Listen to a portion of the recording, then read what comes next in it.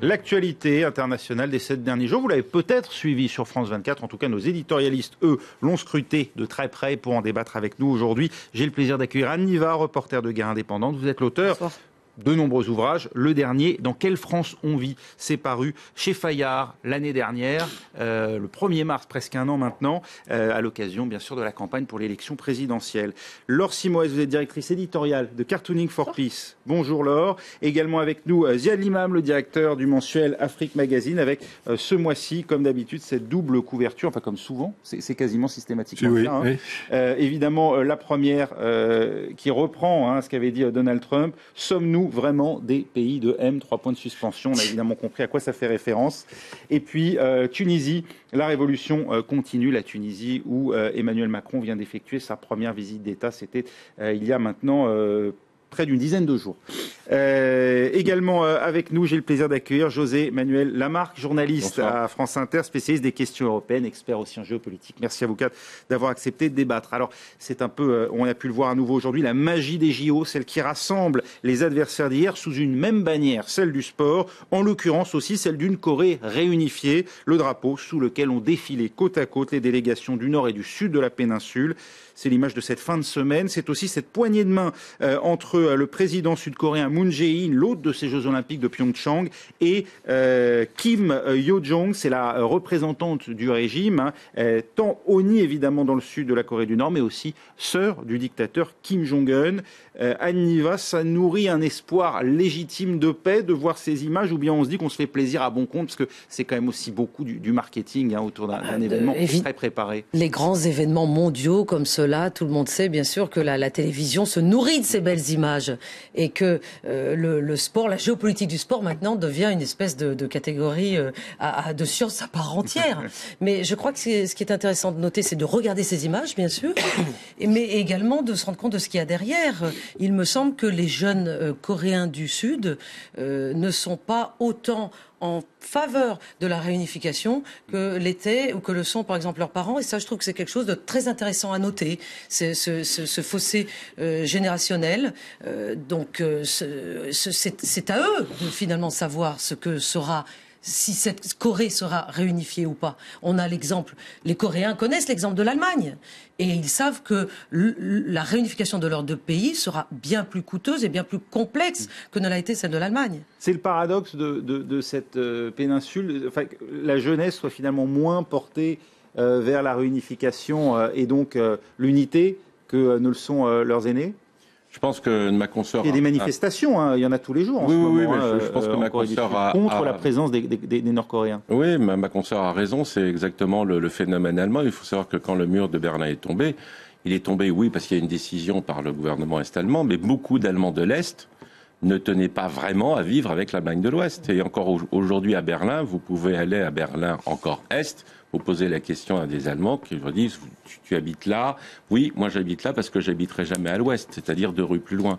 Je pense que c'est ça aussi le phénomène sud-coréen. Ziad Limam, bon, faut quand même dire, c'est quand même une délégation de haut niveau, c'est pas n'importe qui, c'est la sœur de Kim Jong-un qui est présente en Corée du Sud. Alors ça en dit long à la fois. Enfin, la sœur, c'est pas lui, hein. Oui.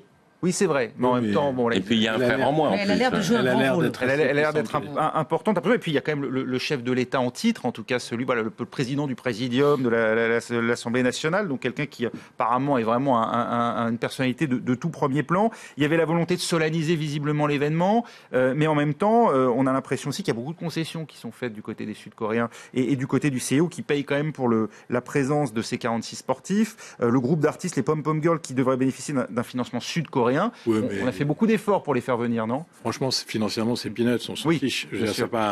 C'est pas les quelques centaines de milliers de dollars pour transporter X ou Y. Oui. Je pense que les Nord-Coréens pouvaient donc payer aussi. Vous auraient pu payer eux-mêmes. Bon, mais je pense que c'est un jeu de billard à plusieurs bandes. C'est-à-dire qu'il y a aussi un message vers le monde extérieur. Moi, je pense que c'est celui-là qui est extrêmement intéressant. C'est que il y a quand même un message des deux Corées pour dire, nous, on préfère quand même discuter et ne pas rentrer dans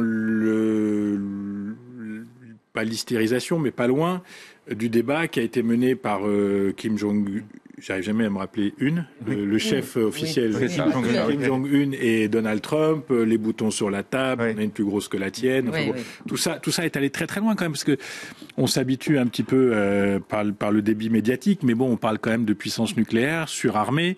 On le sait un peu moins, mais la capacité nord-coréenne à détruire Séoul, qui est à quelques dizaines de kilomètres de la frontière de démarcation, ne serait-ce que par leur artillerie conventionnelle, est très importante. Donc il y a quand même un risque de guerre majeur, et que ces deux présidents, enfin que ces personnalités nord-coréennes, sud-coréennes envoient ce message en disant: quelles que soient les combines, quelles que soient les manips, quel que soit ce qu'on se cache et ce qu'on se cache pas, voilà le message qu'on envoie à la communauté internationale pour le moment. Il y a l'idée de dire nous sommes le même peuple. Et je pense que celui qui gagne dans l'affaire, c'est évidemment Kim Jong-un. Oui, parce qu'il passe du statut de paria absolu à je suis capable d'envoyer des gens en Corée du Sud et on a une même équipe, etc., etc. Donc je pense que c'est quand même aussi le signe de l'affaiblissement quand même de l'influence américaine, parce que je ne veux pas faire de la politique fiction, mais je pense que si on était hors Trump et peut-être dans une période Obama-esque ou autre, peut-être que les choses auraient été moins simples, parce que l'Amérique aurait été présente comme une espèce d'intermédiaire ou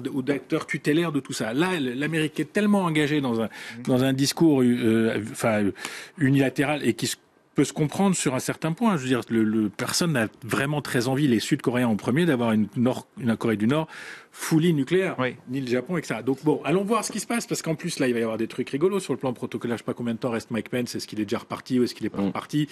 Mais lui, il a exclu le dîner déjà. Mike Pence qui boude et qui vient avec le père d'Otto Warmbier, cet étudiant qui est quand même rentré quasiment dans un cercueil, c'est-à-dire qui est mort juste après son retour. Alors à la fois, on se dit le fait de l'amener, c'est sûr que ça jette un froid quand même dans la cérémonie.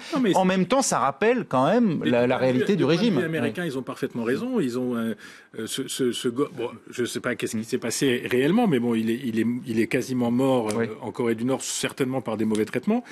Et les Américains continuent à jouer leurs cartes, mais on voit bien qu'ils ont perdu le momentum, même sur cette opération qui aurait pu avoir plus d'ampleur.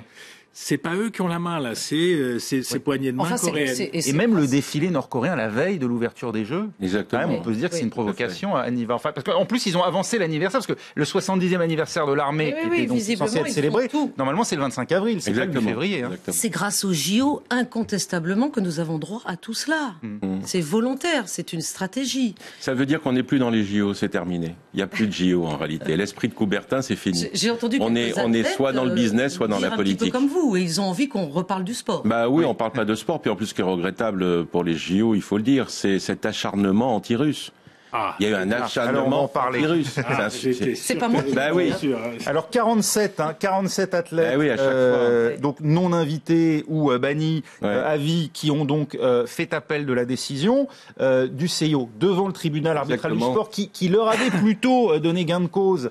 C'était la semaine dernière, en expliquant que il n'y avait pas de preuves sur un certain nombre d'entre eux. Mais là, effectivement, il n'a pas levé le bannissement, autrement dit, mais il reste à la porte. La Russie a réagi évidemment immédiatement en expliquant que le TASS avait été victime de pression extérieure. Est-ce qu'il y a un jeu politique derrière ces décisions-là? Bien sûr, mais de toute façon... On écarte souvent l'argumentaire russe en disant oui, mais enfin c'est du dopage industriel, du dopage d'État. Mais on peut quand même s'interroger, est-ce qu'il n'y a pas malgré tout des vraies pressions? Au-delà du dopage, ça fait des années qu'au niveau mondial et au niveau européen, il y a une politique anti-russe. Dès qu'on parle de Moscou, dès qu'on parle de la Russie, allez, il y a un moment, moi ce qui me dérange dans tout ça, alors que l'on fasse de l'anti-Poutine, d'accord, mais il y a un peuple quand même, il y a un peuple russe. Et ce peuple russe, il est constamment montré du doigt, ils l'ont constamment vilipendé, et dès qu'il y a quelque chose qui n'est pas bien, c'est que c'est russe. Il y a quand même eu du dopage industriel, en tout cas, à l'époque bien sûr, du pacte de Varsovie. À l'époque du pacte de Varsovie. Souvenons-nous, l'Allemagne de l'Est, il y avait du dopage aussi. Je reviens de Russie, j'ai passé finalement pratiquement les 4 derniers mois pour un film qui va sortir là au moment de l'élection du 18 mars, le scrutin présidentiel. Alors effectivement, les Russes que j'ai rencontrés sont extrêmement touchés par ces accusations de dopage et le fait qu'ils sont interdits d'aller en Corée du Sud. Effectivement, pour eux, c'est quelque chose de supplémentaire, une espèce d'humiliation supplémentaire. Encore une fois. Bien sûr. Et en même temps, ils ont... donc, nous avons bientôt ce scrutin présidentiel qui est sans aucun suspense, puisque Vladimir Poutine va être réélu au premier tour. Et puis, il va y avoir tout de suite après, dans la foulée, le championnat du monde de football. Ça, c'est très important. Ça rattrape un petit peu les choses. Là, on revient à ce côté, à l'importance géopolitique du sport. Bien sûr. Puisque c'est grâce à ce championnat du monde de football que Vladimir Poutine va pouvoir, en étant à peine réélu, dire, voyez, je réussis mon championnat du monde de foot. Malgré etc. Sochi, malgré le souvenir de Sochi. Mais malgré de Sochi. Le problème, c'est que tout ça a été décidé il y a un bail. Je suis pas sûr qu'on ait les mêmes décisions. Les décisions ont été faites il y a longtemps. Juste pour nuancer. Oui, mais ils vont en profiter aujourd'hui. D'abord, il faut qu'ils les fassent, leur Coupe du Monde de foot. Oui, on n'y est pas encore.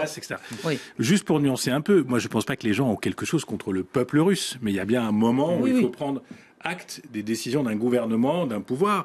Il n'y a pas que les athlètes des Jeux Olympiques d'hiver qui sont dopés jusqu'au plafond. Non, bien sûr. La fédération d'athlètes russes a été interdite de toute compétition. Mais certains athlètes russes vont venir quand même. Il y a un trafic, parce qu'au cas par cas, on leur donne des wildcards si on est à peu près sûr qu'ils sont clean. Mais il y a quand même... Pas tous ne l'ont décidé. La mise à jour d'un système de dopage institutionnel d'État qui date de soviétique, qui a été transféré, etc. Donc je pense qu'à un moment que le corps sportif, qui n'est pas forcément l'endroit le plus honnête du monde, on peut pas dire aujourd'hui qu'au niveau mondial le sport soit vertueux. Non, au niveau mondial. Souvenons-nous des athlètes américains. Mais est-ce qu'il y a une sévérité? Je pense que Sochi a été la goutte d'eau. Est-ce qu'il n'y a pas une sévérité accrue envers la Russie? Il faut pas exclure. On peut se poser la question. On se pose, mais bien sûr qu'on se pose la question. Quand même que l'Ukraine, que la Crimée, c'est pas une invention des opinions libérales de gauche européennes. Je veux dire, c'est quand même. Mais alors là, sur la Crimée, je peux vous dire, j'ai répondu russe. Mais ça veut dire, il n'y aurait pas eu la Crimée, les athlètes russes auraient pu concourir? Non, Lise. Je dis juste qu'on peut pas défendre la Russie en disant les pauvres malheureux, ils sont tellement sympas, ils sont tellement gentils, ils sont un peu dopés. Mais c'est pas ce qu'on dit, Non, mais je caricature volontairement. Voilà. Il y a quand même un dossier géostratégique qui est lourd. La Syrie, c'est un dossier géostratégique qui est lourd. Donc voilà. Et après, c'est une posture que Poutine assume entièrement. Il l'assume même en interne. Vous le disiez avant qu'on rentre dans le plateau. C'est-à-dire, il en joue avec son opinion publique. Alors l'opinion publique, elle a besoin d'un Superman qui la rassure très bien. Mais il y a des coûts à payer aujourd'hui sur la scène internationale qui sont là. Je pense et la qu'avec Coupe Poutine, du monde de football, ils ont intérêt à trouver une équipe. Parce que ça aussi, c'est autre chose. Ça, ils savent qu'ils n'ont pas une très bonne équipe. Il n'y a pas un engouement. La question avec Poutine, c'est qu'il faut, vous connaissez bien la Russie et Vladimir Poutine, etc. Et je pense qu'il faut être quelque part, sans prétention, dans la tête de Vladimir Poutine, parce qu'il est un fabuleux joueur d'échecs. Mais fabuleux joueur d'échecs. Et aux échecs, on calcule toujours 3-4 coups à l'avance. Il faut voir attention, quel autre coup a-t-il déjà prévu? Moi, je ne suis pas dans la tête de Vladimir Poutine. On va essayer de voir, en tout cas, de se mettre dans la tête des Coréens, déjà en image. Dans la tête de Vladimir Poutine, ça c'est un titre de film. Et c'est un titre de livre également. Et de livre. Ah oui, c'est ça. Très très bon livre. Très bon livre. Ça inspire beaucoup les dessinateurs du monde entier. On va commencer par ce dessin de Tchird, dessinateur des Pays-Bas, en espérant que la technique suive magnifique, extraordinaire. Donc, est-ce que ces JO vont être les prémices d'une paix entre ces deux pays, pourtant officiellement en guerre? Il faut quand même rester prudent parce que si on zoome un petit peu, alors évidemment le signe de paix, on se rend compte que dans les autres boucles, c'est c'est autre chose. Donc restons prudents. C'est ce que nous dit aussi ce dessinateur japonais. Norio, attention quand même à ne pas se faire hypnotiser par Kim Jong-un. On voit que là, le drapeau de la Corée fait office de pendule de Foucault, un petit peu. Évidemment, Joe Bertram se dit plus ou moins la même chose, dessinateur des Pays-Bas. Oui, attention, la paix sur glace de Kim Jong-un. Elle peut... Il y a une de Libération, d'ailleurs, qu'on n'a pas... qui était pas mal. Ça ressemble beaucoup. Ah oui, ouais. Elle est peut-être une pirouette, une pirouette et pas seulement artistique, parce que là aussi, si on est attentif au dessin, on se rend compte qu'il y a un petit bouton nucléaire. Et alors évidemment, on en parlait, le voici. Du coup, ça quand même, le cas russe est quand même passé un petit peu à la trappe ces derniers jours. Mais enfin, ce dessin de Steve Sack pour Kaggle Cartoons nous le rappelle. Tout le monde aura reconnu la forme des skis, bien sûr. Alors, évidemment, avec Nicolas Vado, dessinateur belge pour le Vif l'Express, on peut se réjouir de cette trêve olympique. Et on voit bien que c'est un dessin assez savoureux parce que les deux sales gosses, ce qui inspire beaucoup nos dessinateurs, on le retrouve dans cette course de bobsleigh aux allures un petit peu particulières, puisque là aussi, on se rend compte que tout le monde trouvera tout de suite l'allusion. Donc le nucléaire est quand même partout dans les dessins. Un dessin aussi très drôle de Paresh, dessinateur indien pour The Kalish Times. Le comité international olympique se réjouit. On dirait que la diplomatie de Trump a fonctionné. On voit que la Corée du Nord et la Corée du Sud sont, ma foi, bras dessus, bras dessous. Le président sud-coréen avait d'ailleurs adressé une lettre à Donald Trump pour le remercier pour ses efforts qui avaient permis de dégeler un peu la situation. Enfin, c'est vraiment qu'il avait tourné les choses. Ah oui, donc c'était même assez surprenant, mais voilà, il a voulu quand même maintenir un état de bonne relation entre la Corée du Sud et les États-Unis. Très bien. Et puis ce dessin de Chapat, dessinateur suisse pour The New York Times. Les athlètes des deux Corées défileront sous un même drapeau. C'est vrai que No Trump, oui, ça soude. Ça doit souder. Oui, d'ailleurs, on va y revenir. Vous disiez tout à l'heure, Ziad Limam, que sans doute sous un autre président américain, le climat aurait été différent et la Corée du Nord n'aurait peut-être pas trouvé le moyen d'enfoncer un coin de cette manière-là. Et aujourd'hui, ce sont les jeux anti-Trump, d'une certaine manière. Non, mais je pense que la Corée du Sud, stratégiquement, son problème, s'il y avait un mot, c'est le containment. C'est-à-dire, comme vous disiez, c'est pas très clair qu'ils voudraient aller vers une réunification absolue, mais ils ont une Corée du Nord qui est militarisée de manière extrêmement importante, encore une fois, de manière conventionnelle, pas uniquement nucléaire. Et donc toute la stratégie, c'est de maintenir un équilibre précaire. Et ce président qui a été élu, le nouveau président coréen, il est totalement en rupture par rapport au régime précédent, le gouvernement précédent. Donc il est pour une espèce de politique de la main, du dialogue. Et il a refusé en particulier l'installation de nouvelles armes américaines. Ils étaient contre ces fameux missiles, j'ai oublié, THAAD ou bref. Donc ils ont une approche différente et donc là, forcément, ils marquent des points. Mais les Coréens du Nord ne peuvent pas se contenter de faire du cinoche, d'envoyer Mademoiselle, de faire venir les pom-pom girls et les joueurs de hockey, s'ils ne donnent pas des messages plus substantiels à la Corée du Sud de pacification de la péninsule et aussi au Japon. Forcément, les Américains reviennent systématiquement dans la bande parce que c'est eux le garant. Et c'est le Japon d'ailleurs le moins en faveur de tout cela. Et donc pour l'instant, ça veut dire que pour les Coréens du Nord, c'est un passage de vernis, c'est tout. Voilà. Bon, après, méfions-nous. Peut-être que les... Qui est dans la tête de Kim Jong-un? Très difficile. Plus facile Peut-être que les sanctions pèsent de plus en plus lourd. On ne connaît rien de ce qui se passe à l'intérieur du régime. Ça ne sort pas. C'est la fin de la première partie déjà d'une semaine dans le monde. On a encore beaucoup de sujets à aborder dans la deuxième partie. Alors restez avec nous, on se retrouve dans un instant.